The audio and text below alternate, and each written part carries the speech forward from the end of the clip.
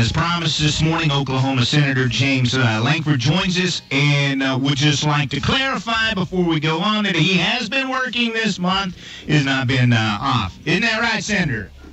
That is absolutely correct. Been all over the state, getting a chance to visit with people and some international work as well. But yeah, not had votes since the end of the first week of August, but we're back to voting again the day after Labor Day. What are the major issues that are going to be taken up right when you guys get back? Oh, big issues are definitely budget and debt. We still have healthcare issues that are clearly unresolved at this point, so there'll be several votes still dealing with healthcare issues and what we can do on a bipartisan basis there. So that it'll be a very, very busy month to be able to go through a lot of issues. We have 12 what are called appropriation bills to deal with the federal spending. And then on top of that, you guys probably just got thrown a little curveball here with the events happening down in South Texas and over into Louisiana. Yeah, that'll be a big part. And obviously, part of the work there for Congress is working with everyone to try to figure out what is an accurate number of actual health they'll have. First, there'll be insurance that'll kick in some funds. The state of Texas will have a responsibility. The local government have a responsibility. Trying to determine what is the federal responsibility, not to just throw a bucket of money at them, but to try to figure out what do you actually need and what's the timing, the best way to do that. So that's hard to do after a disaster, but yes, there'll be our research folks that'll go through that, trying to help us determine best amounts, best timing to be able to do it. And I'm sure we'll have several votes late September on that as well.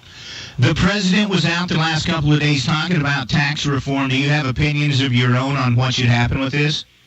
I do. The tax reform conversation's gone on all year long. The House put out a proposal on tax reform back in February even. The president put out a proposal about 4 months ago. So there's been a lot of this and a lot of back and forth behind the scenes work. Main focus so far where there's real agreement is one is simplification. The tax code's so incredibly complicated, no one knows if they've ever filled their taxes out right. So we've got to be able to simplify the structure. We should be able to make it more fair between businesses and individuals. There are lots of folks, especially mom and pop companies that are small businesses, that the way they run it through their individual taxes, they pay a much higher rate than corporations do, though they're a much smaller business. So we got to be able to fix some of that. And then we've got to be able to fix what's called international taxes as well. We still in America in our tax system punish companies for basing in America and then doing work overseas with our tax code by double taxing companies. No one else in the world does that.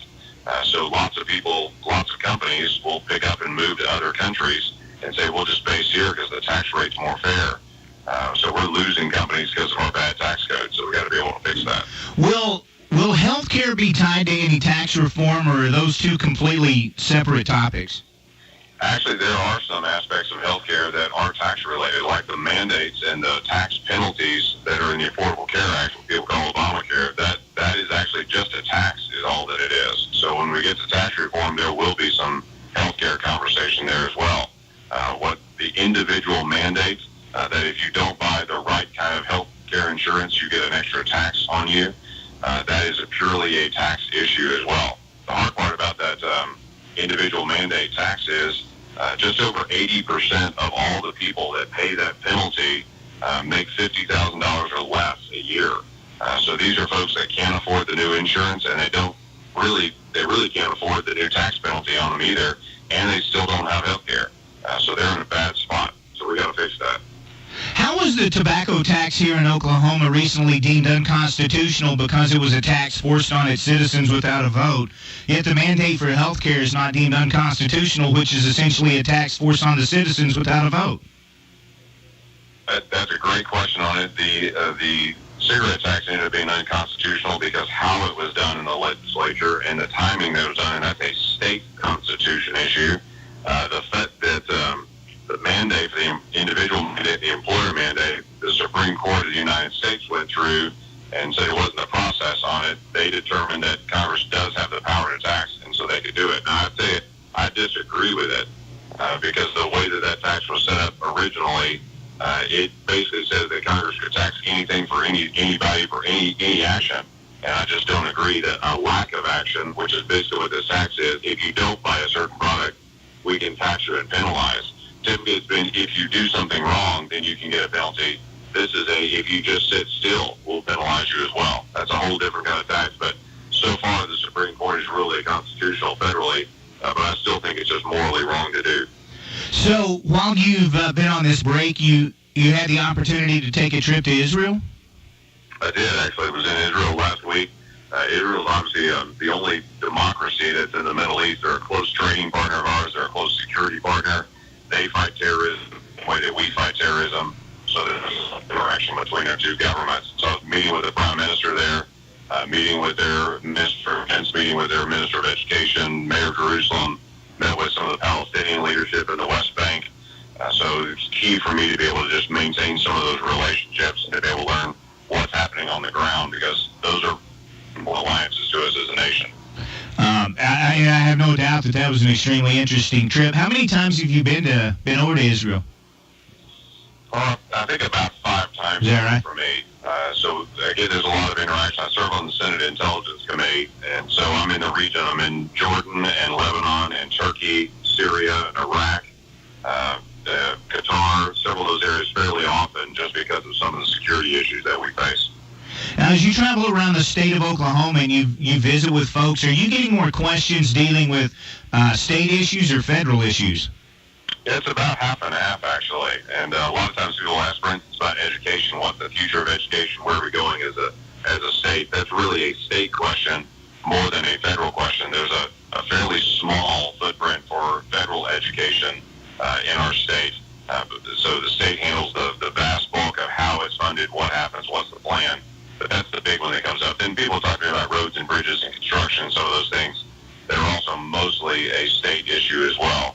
But unfortunately, the federal government's grown so big that it seems to be in almost everything that happens in life, which is one of the areas I'm trying to push back and say federal government's become so complicated, so big, it should not be in every area of our lives.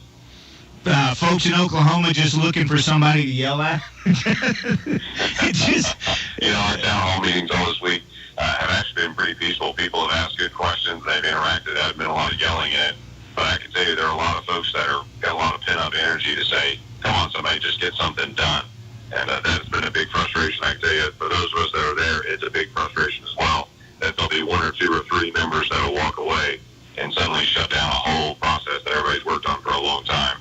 So getting everybody on board means everybody on board. And at times that's really tough to do. You can get almost everybody, but it's getting those last couple of folks in the boat. Doesn't it seem like, just watching the events that unfolded last week down in Houston and around there, and obviously local, state, federal government plays a key role, but sometimes when government just gets out of the way, folks are going to make things happen. I mean, they did down there. Yeah, Houston is a great example of what it means, neighbors taking care of neighbors. Everybody's stepping in, the nonprofits, just individuals. I was in Muskogee yesterday, and when I was in Muskogee, I ran into a lady that her Suburban was completely packed. She rolled down the windows. I was literally walking down from one meeting to another, and she said, all of this stuff in here, I'm driving to Houston right now. She had water, she had food, she had clothes, she had all this stuff. It was packed in her Suburban that she from all of her neighbors and were driving down.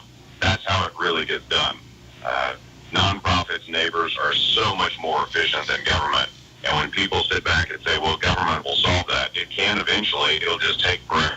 Yeah. It costs a whole lot more than us taking care of each other. So government's got to step in Houston and do things like fix roads and fix infrastructure. That's not something nonprofits can do. But taking care of people, we're absolutely at our best just take care of our neighbors. Yeah. Senator Lankford, hey, man, we appreciate it. Look forward to talking to you over the next couple of months, man. Thanks. You bet.